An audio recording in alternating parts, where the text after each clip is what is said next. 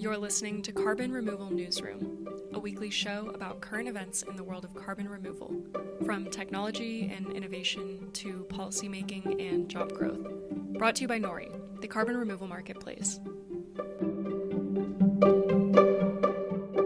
Hello and welcome to the Reversing Climate Change podcast with Nori. I'm Ross Kenyon. I'm the creative editor at Nori. Today I have with me one of my colleagues, Radhika Moolgavkar, head of supply methodology at Nori and host of the Carbon Removal Newsroom podcast. Hey, Radhika. Hi, Ross. How you doing? I'm good. It's nice to have a little crossover here. And also our colleague, Asa Kamer, producer of the Carbon Removal Newsroom podcast. I also put in here Meme Lord and Sopranos aficionado. Is that okay with you, Asa? Yeah, I accept. Thank you for having me, Ross. Is this your podcasting debut? Yeah, I believe it is. Wow. That is very fun. This is the only podcast I would debut on, Ross. The only one? Okay. Oh, yeah. Yeah. Well, I'm honored. Happy to do a show here about Carbon Removal Newsroom. I'm very curious how much of our audience knows we have another podcast, has listened to it before. I wanted to introduce it, talk about why it's a cool addition, something different from reversing climate change, how exactly it works, and maybe just get a sense for your personalities. So what if we just started, though, by explaining who you both are, how you got interested in carbon removal, and then we'll work our way into the podcast.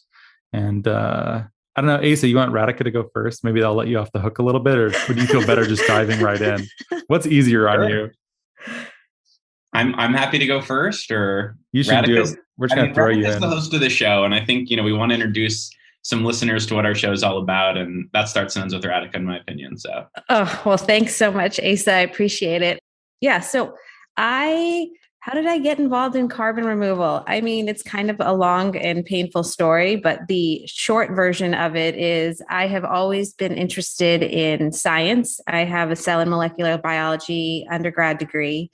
I came of age in the first .com boom, so that probably everybody now knows how old I am. And I was really also interested in the intersection of startups and different types of science-based technologies.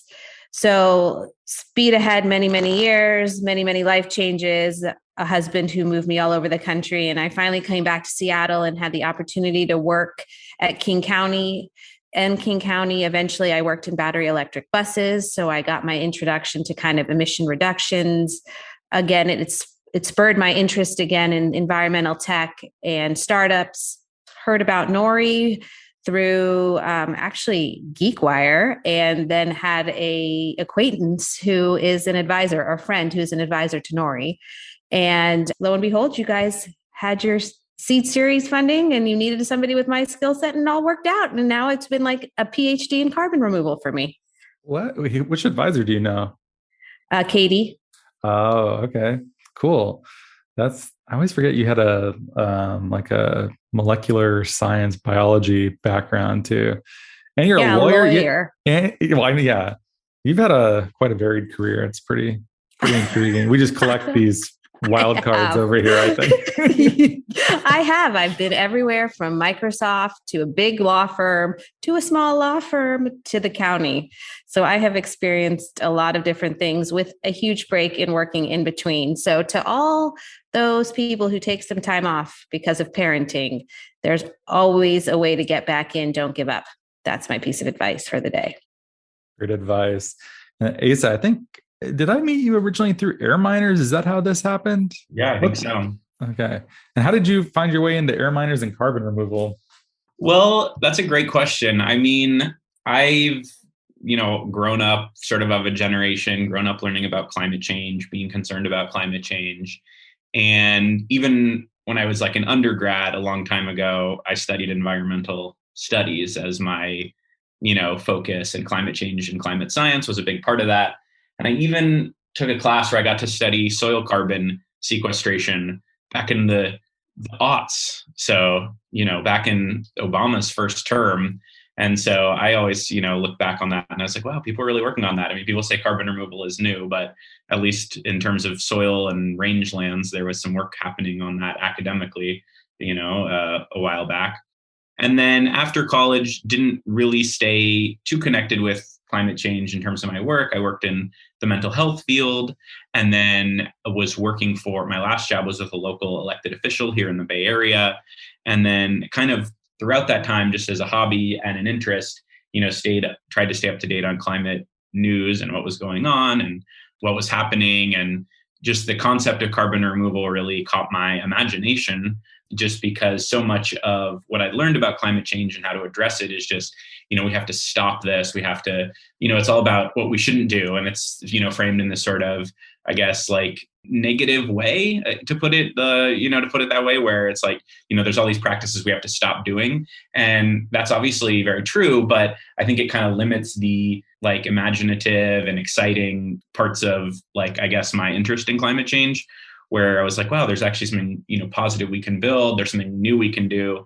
And, carbon removal is still very nascent. We don't want to get too like techno optimist about it, as people would say. I don't want to overstate how important it will be, but there's something really interesting about it. So I wanted to learn more, and just kind of was reading what was available online at the time. There wasn't a lot. And I'm trying to remember what it's called, but Carbon 180, when they had their previous name, I think it was like Center for Carbon Removal, kind of found their website, and they were also located in the East Bay where I am. And, they had a lot of materials, and they also had like a Slack group. So I was like, okay, that's cool. Like, I'll see what people are working on. And then that became air miners, and then, just started following that. So it wasn't really a professional interest for years, just something I kind of wanted to learn more about and stay up to date on and kind of geek out on.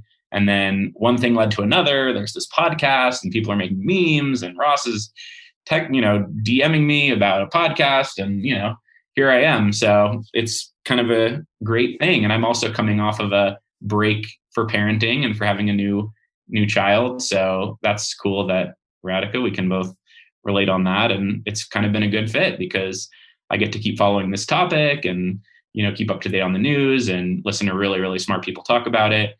So yeah, that's kind of what led me here. We're lucky to have you, well, both of you really.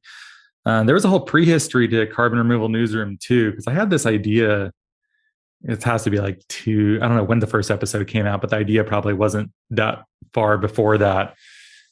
Reversing climate change episodes, listeners know, tend to be, I usually describe them as evergreen. They're bigger topics. I try not to do things that will age badly or like right away, like will be out of date.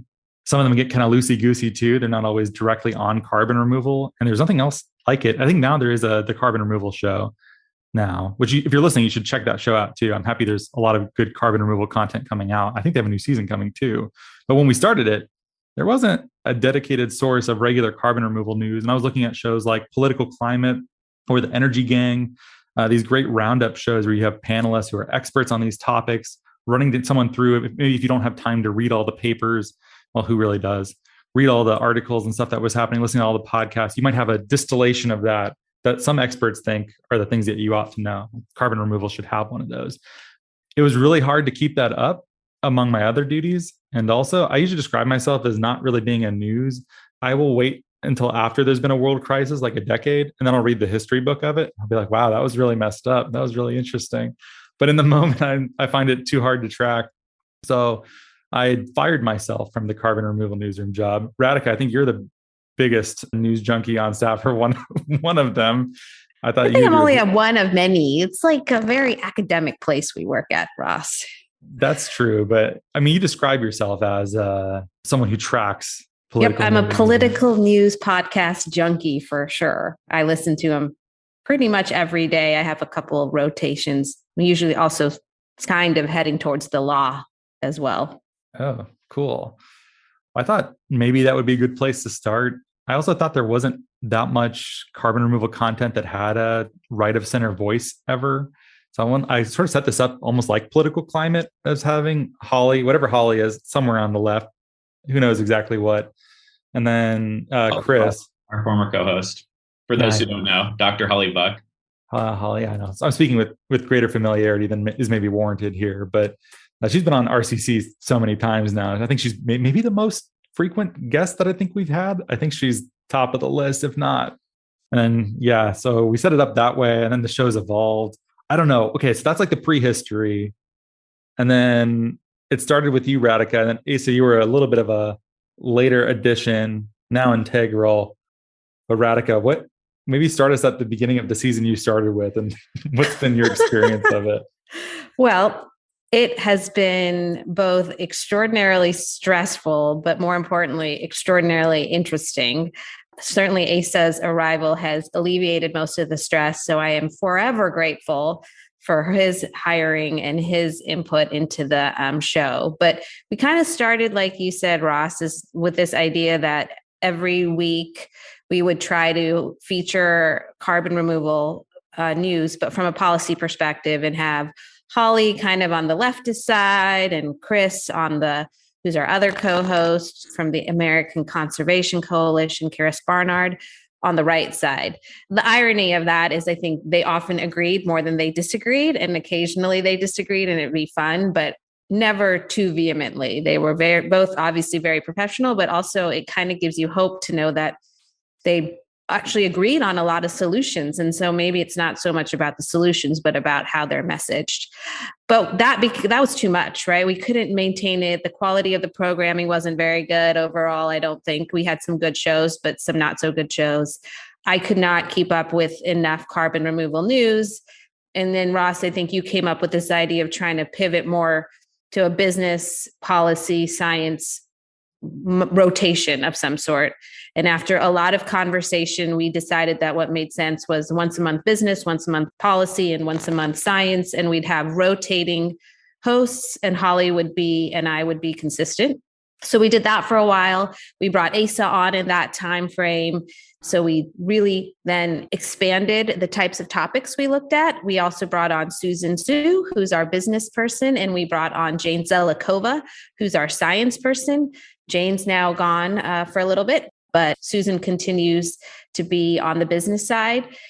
And then we've just sort of evolved from there because Holly moved on to another position that wouldn't allow her to be part of podcasting. And so now we kind of have a rotating guest list, and Asa comes up with all sorts of great guests and great topics. And we, have been diving into it and have had some really interesting conversations, particularly on the business side.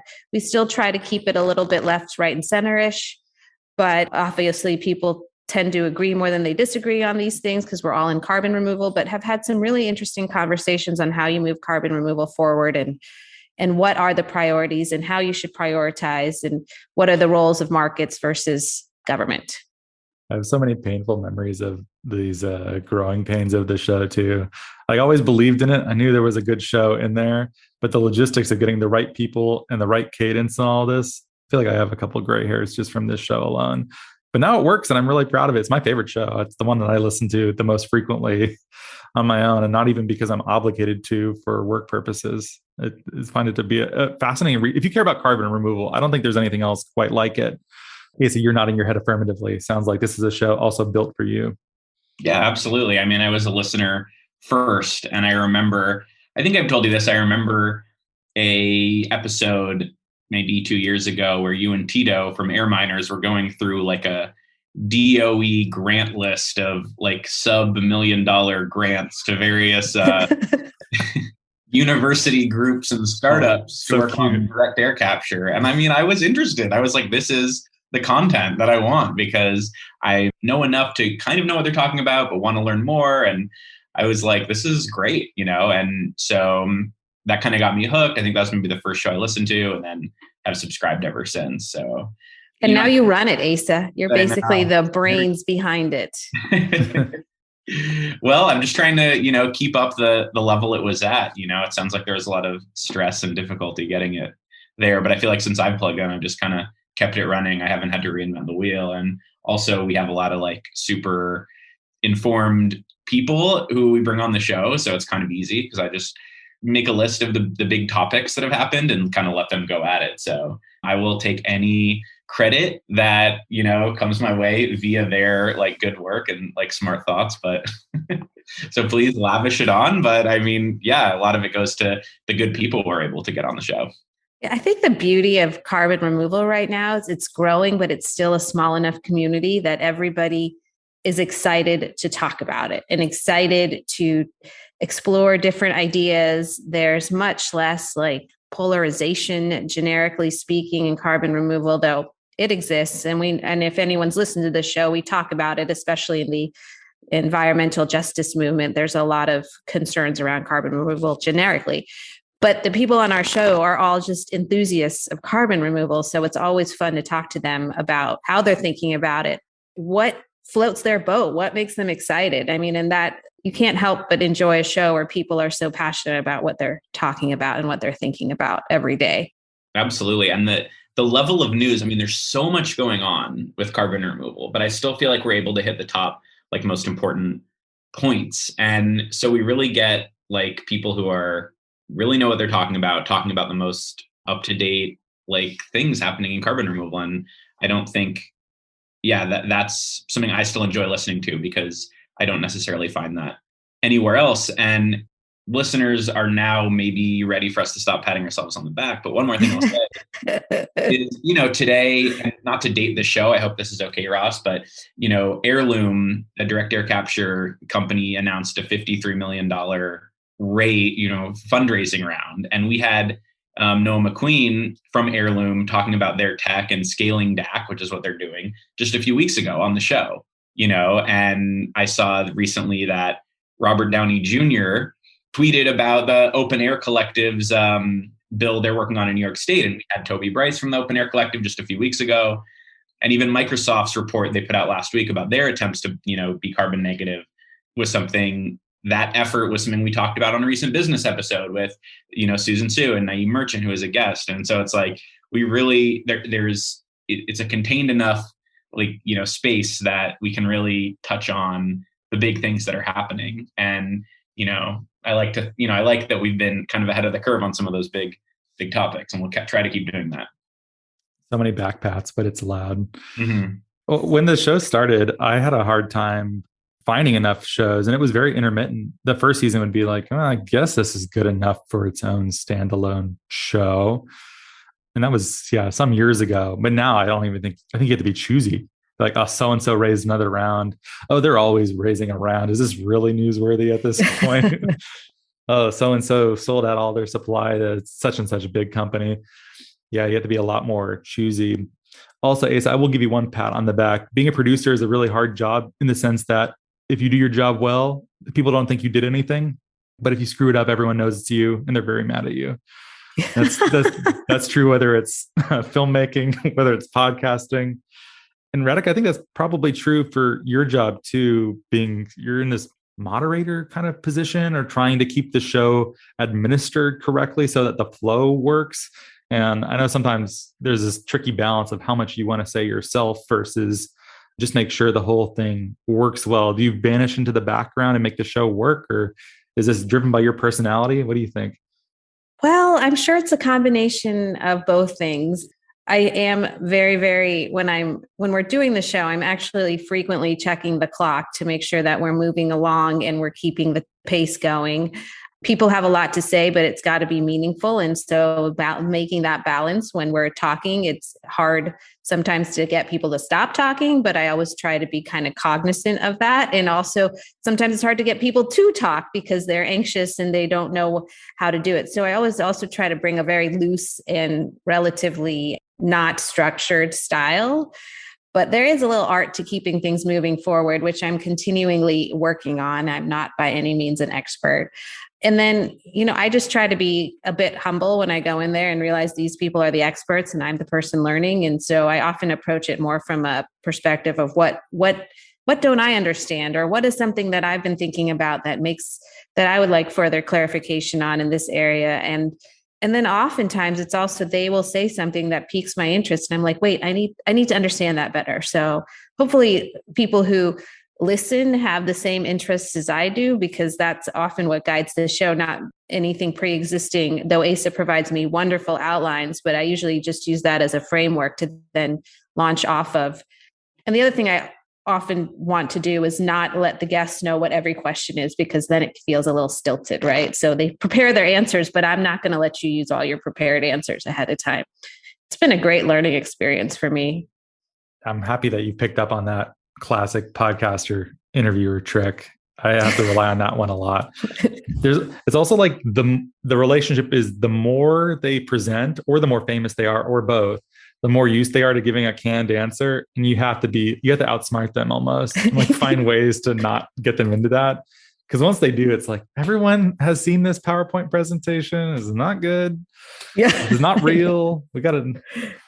This is like part of the subtle arts of trying to interview well. It's not easy. I think some shows I'm like, yeah, I really did a number on that guest, and it came out amazing for him, for them, and for the show. But I also had some where I've been run over.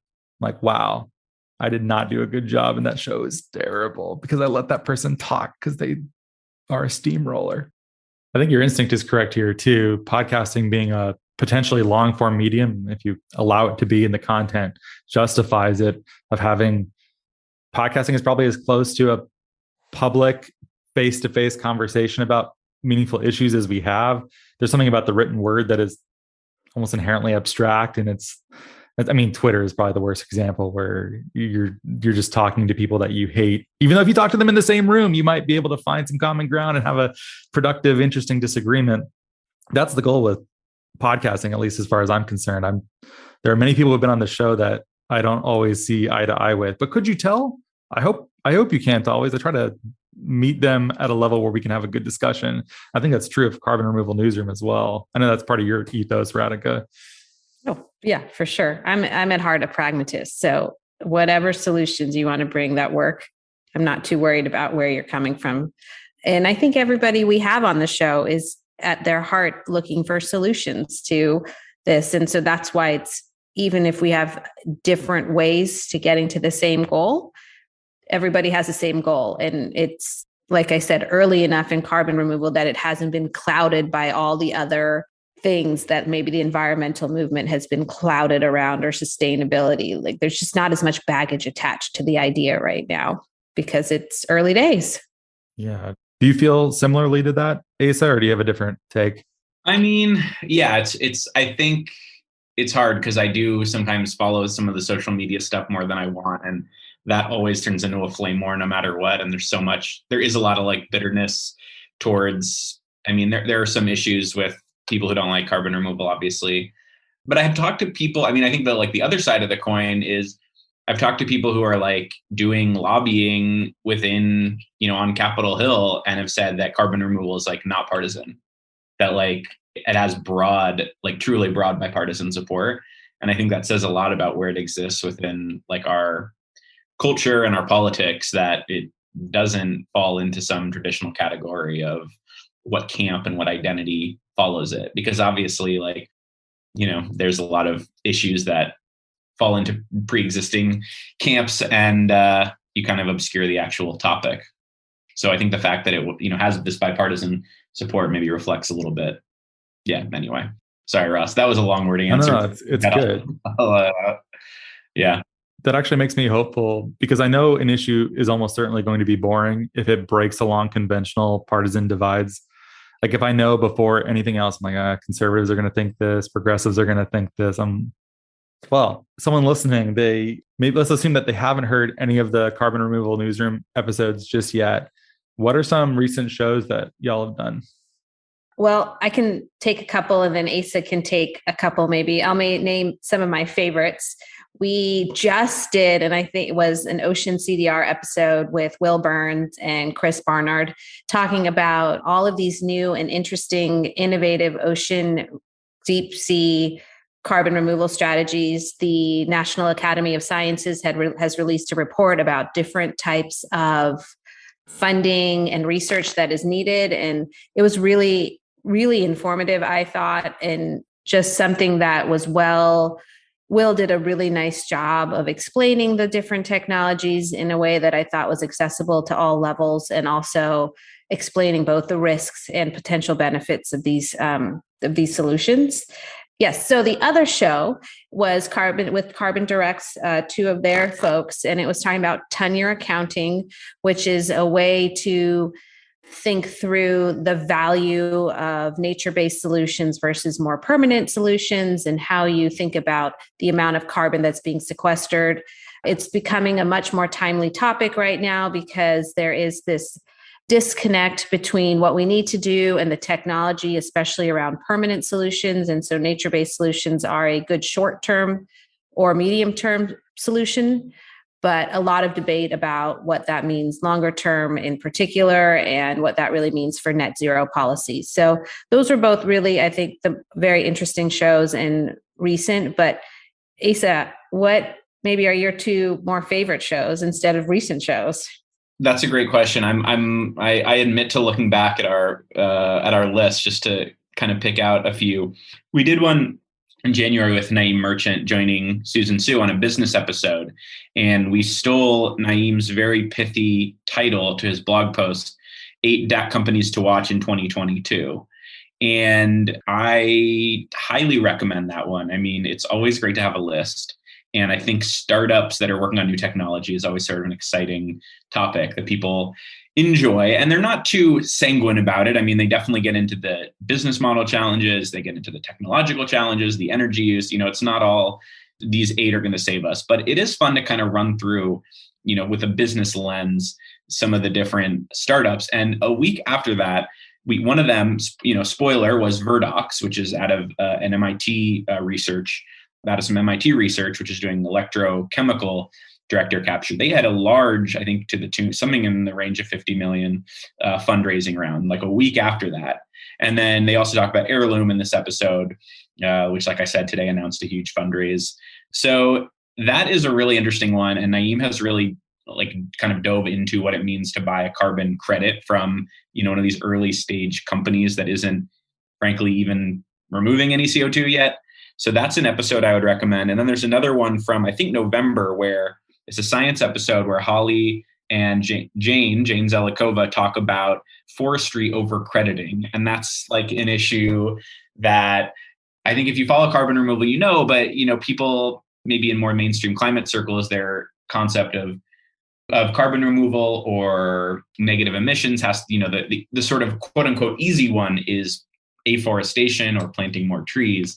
And they get into some of the sort of challenges with actually being able to verify, depending on the project, that new forests or well-maintained forests are actually carbon negative, which is not very simple to do. And so, there's this kind of very easy, I guess, obviously, like people always say this online, but why don't you just plant more trees? Or like, oh, that's cool that you invented, a DAC machine, but have you heard of a leaf? Like it does the same thing. God, I hate that. I hate that comment so much. It's always so smug and so wrong. Okay. I know that encapsulates a lot of people who hate on carbon removal on the internet is like smug and also wrong, but maybe that's another story. George Monbiot and Greta Thunberg did one of those. I was like, you should know better. But okay. I didn't say that. I would never hate on Greta in public. But, Okay, we're back after a cut of Asa sharing his true thoughts. Please continue. But yeah, so anyway, that episode where they talk about forestry overcrediting, is a nerdy topic. It's if we did a geek scale, it's higher up, but it's really interesting. I mean, it's not, unfortunately, easy to just remove a ton of carbon by planting a lot of trees. That would be really cool if it was, and it's definitely possible to do.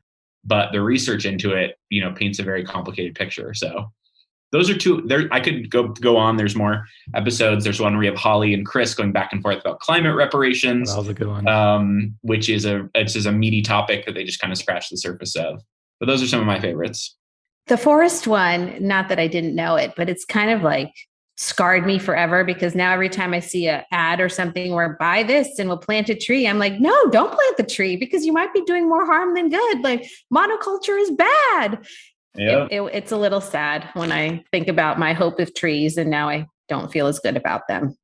You just started seeing it everywhere. I saw one, I had to buy a flight recently and they don't really tell you that much. They really make you work for it to find the info. And I'm like, how many people get suckered into stuff that, does nothing, may on net be a negative? Probably a fair number of people with good hearts who just are parted with their money for no reason. Yeah. I mean, everyone likes a tree. Everyone likes a tree. Everyone likes a tree. Yeah. There's so many good ones too. If I had to choose, I would say all of the ones that have me speaking are the ones I like the most. Every single one you were on, Ross, was the best episode ever. Oh yeah. That's how I think about it. No, it's great. I think such a great deal of pride in this show, being able to just listen and be involved in it, but very loosely. It's mostly you two who are driving this thing forward. But it's like I made a show for my own benefit. I'm like, oh, I need to know this stuff What if I sort of like executively produce the thing that I need to be successful at my own job? It's like getting a PhD in carbon removal, I tell you. I mean, it's amazing the level and depth of knowledge of the people who come on our shows. I feel like it's such a dilettante, both in reversing climate change and carbon removal newsroom. I'm like, okay, fancy scientist person who is actually numerate. Speaking as someone who is innumerate, that sounds smart. Thanks for teaching me that. Anyways, I feel like a doofus half the time. I don't know if you feel that way ever too, Radhika. I mean, pretty much every episode, I'm like, okay, wow, that's in really amazing depth that I don't have, particularly the science episodes. I'm always like feeling just a little bit out of my depth and hoping that it doesn't show too much when I'm hosting. I had to ask Jane one time to teach me how to read a science paper. There's a scene in Peep Show where Jeremy asks Mark how to read. He has to read Wuthering Heights. He's like, how do I read? I know how to like the words. Mark says, look at the page. You probably want to look away now, don't you? Yes, I do. Don't look away. Don't look. Keep going. That's what Jane had to do to me to read a science paper. Anyway, so this is really undermining the credibility of the podcasting medium as a whole, I think. We just ask the people who do know how to read the papers what to make of it, and they explain it to us. I think that's good. Actually, as much as we just dunked on that, your role, I think, is to be a good stand-in for a generally intelligent but non-specialist audience. And they want someone to ask those questions that, ground these world-class, PhDs in language that they can actually understand. That's the job, I think. I 100% put questions in the outline that are questions I have. That's great. That's right. Oh, totally. Yeah. And there's no like secret formula to that. That's just, okay, I can read the introduction, methods, conclusion of a paper, understand 10% of it, and be like, all right, they're talking about rocks here, but like, does it say if it works or not? And, whatever. And then just ask those questions of the expert and, hear what they say. And hopefully I can, that maybe comes down to my level. I don't want to overstate it. I mean, I think this is a show that a general audience can enjoy. I don't want people to be intimidated. You're going to learn from it. Asa, you have to like bold or something the questions I must ask for you on your behalf, because I don't know which ones I might be skipping that you are most curious about. I will. I definitely will. I think that's a great technique. How else are you supposed to write a question that you're not personally interested or invested in? Is a really surreal working style. How would you even do that? I feel like they would all end up really basic. Yeah, I mean, I think we're all curious about this topic and about some of the different like science or policy questions, things that are sort of, like cutting edge, so to speak. And so there is like a level of curiosity. And I think that's like an asset, not a detriment. I mean, if we were just like pure experts, like, I don't know, like you want to not know everything. So you can have that like beginner's mind, as they say, of just like asking questions. What's going on? I don't know. I mean, to me, I think that's how you kind of like unveil certain things that you might not like be able to get otherwise if you're just like hearing their sort of presentation, like we were saying earlier. If you're getting the slide deck, you might not kind of get to some of the more philosophical like sort of belief or, some of the like, I guess like deeper approaches some of these people might have or why they think it's important. Definitely. And I actually was scheduled to go see someone speak in Seattle at the last minute, decided not to, in no small part because I want them to be on the show. And if I see someone else question them for an hour, it won't be fresh. So I was like, why don't I just skip this? I'm always really concerned about that. I don't know if it's the same for you guys at this point.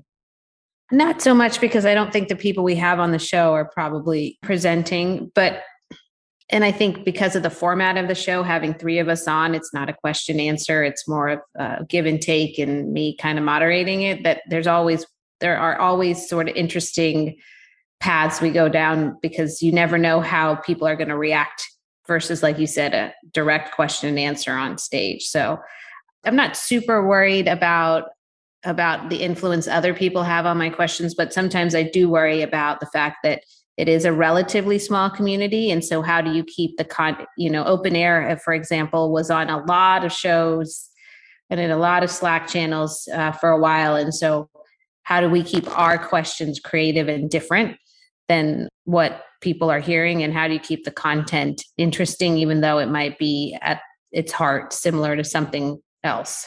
A lot of people podcasting and having webinars and stuff across the board all the time. Yeah, open air folks, if you're listening, you need to come on our show and give us a sort of an exclusive. break some news on our show. That'd be cool. Yeah. Well, is there anything else we should cover before we conclude? Well, not really a question, but we talk about the show a lot, and I know you both think about carbon removal a lot. So maybe you guys we could talk about where we think this is all going. I mean, I would love to hear some subjective, not uneducated, but subjective, sort of from the hip predictions about carbon removal and what's going to happen. That is a hard question, Asa. And I think I'm going to not give you probably a very satisfactory answer, because all I know is I'm optimistic about it. And I think in 10 years, we'll look back and say, oh, it was so obvious, but I have no idea what that path to obviousness is right now. And I'm really right now most interested in the whole dichotomy between nature-based versus, not dichotomy, but the durability questions that are coming up more and more around types of permanence, length of time. I really love what the Carbon Direct people talked about, the vertical versus the horizontal stacking of carbon removal. And my fervent wish is that net zero and carbon removal would get split apart, so you could approach them with different solutions rather than trying to glom them together, which I think just makes carbon removal that much harder. So those are some of the things I think about, but it's probably not the answer of where you think it's going to be in a few years. Why just lay that bombshell on us, Asa? Even with Radhika buying me some time, I'm not sure I have a really well thought out answer myself. I think I might say that I think a lot about the culture around carbon removal, and a lot of the projects I find rewarding and fun tend to be the ones that are creating an educational but fun environment. I think carbon removal is a genuine intellectual adventure and a great place to spend a career for that reason. And both the shows that we work on, I think, are part of that. A lot of my effort lately has been on memes. So Ace and I have been doing a lot of work on, if you're on Instagram, at Carbon Removal Memes. It's also Carbon Removal Memes for Climate Restorative Teens on Twitter and Facebook. Radhika, you're shaking your head, but that's a naming convention that is popular among meme pages. Don't you do that.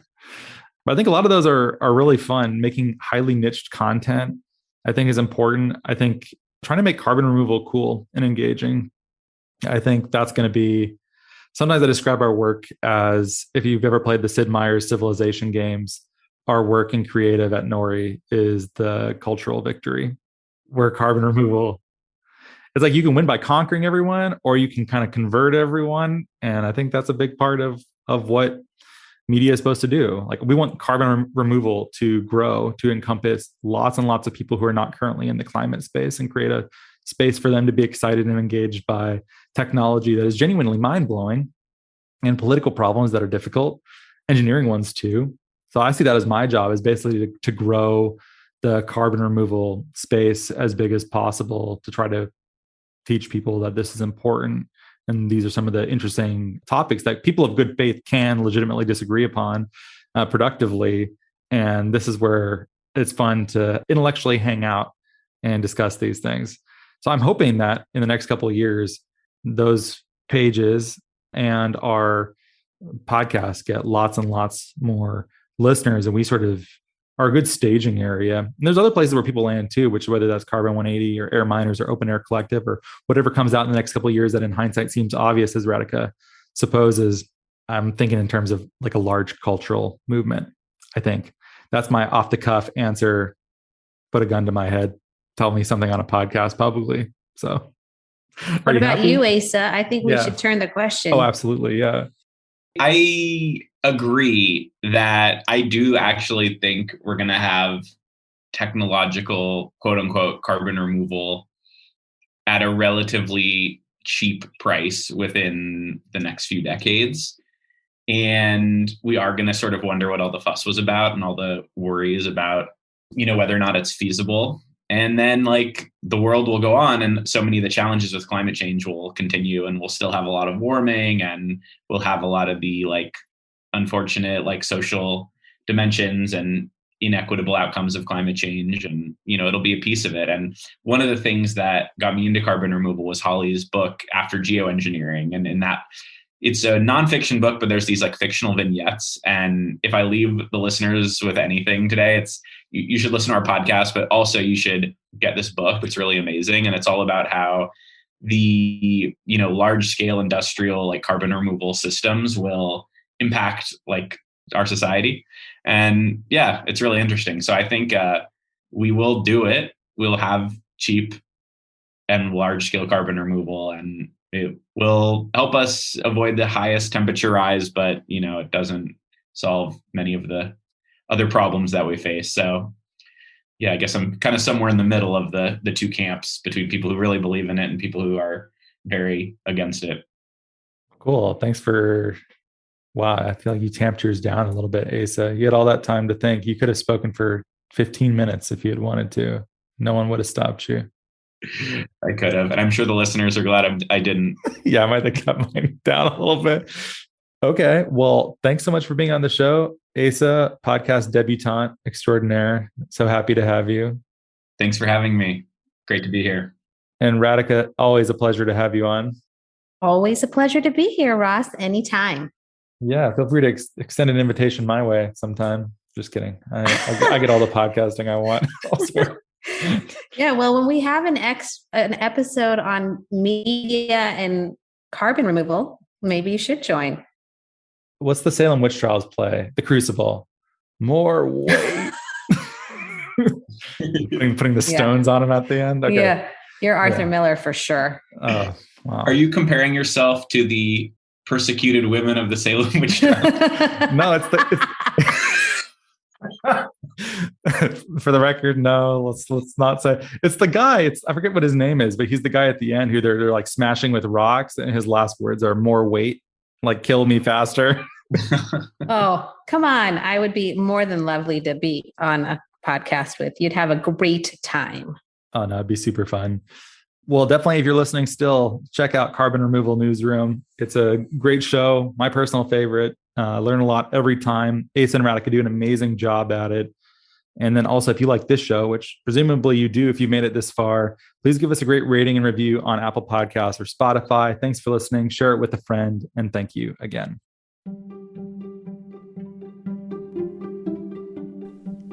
Thanks so much for listening to Carbon Removal Newsroom. If you like the show, the best way you can help us is by giving us a great rating and review in Apple Podcasts, following the show on Spotify, and by sharing the show on social media. Tell your friends and help us spread the word about what's happening in the world of carbon removal.